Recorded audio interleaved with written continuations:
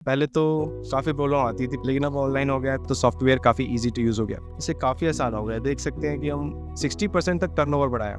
Hardware Hub is Greater Noida's one-stop shop for essential hardware supplies, offering a wide range of items from screws and fasteners to plumbing fittings, locks, and cabinet accessories, available for both retail and wholesale. मेरा उद्देश्य है, मैं basically Bihar से रहने वाला हूँ। जब से मेरा जन्म हुआ मैं दिल्ली में रहा हूँ। मेरा हार्डवेयर में डे टू डे डेलीज की बुक्स मैनेज करना, डेलीज के purchase and sale record check करना, एंट्रीज चढ़ाना, एंट्रीज रिमूव करना, जो भी काम होता है कस्टमर रिलेटेड की पेमेंट आई, पेमेंट गई, कितना माल आया, कितना माल गया, ये सब मैनेज करना। ऐसी क्या होता है कि अकाउंट्स वगैरह मैनेज करना ईजी होता था।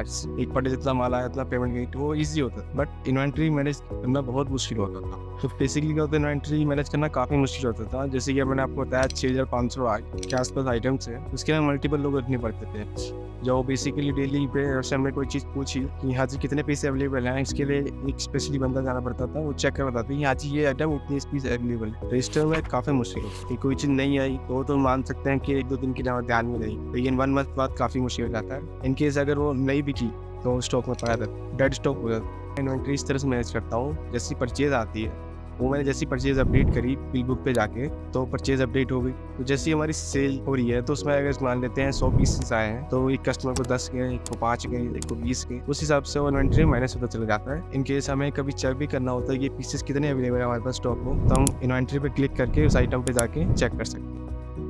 जैसे हम जो भी आइटम खरीदते हैं तो उनका बैटरी एंट्री करते हैं या एडिट करते हैं तो उसमें एक ऑप्शन आता है लो स्टॉक का। उस पर जैसे कि हमने 100 पीसेस आया, हमने लो स्टॉक लगा दिया 5 पीस पे, तो जैसे हमारा स्टॉक रनिंग आउट होता है तो हमें वो रिमाइंड कर देगा कि ये आपका 5 पीस स्टॉक बचा हुआ है, आप इसे रीऑर्डर कर दीजिए, ये आपका भी खत्म हो रहा है।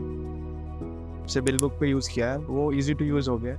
सी परचेज आई, परचेज अपडेट कर दी हमने और मटेरियल जब हमने बेचा तो उस वजह से वो स्टॉक में इन्वेंट्री में लेस हो चला गया। लास्ट ऑफ ऑल हमें पता चल गया कि हाँ ये इतने पीस आप पे अवेलेबल है।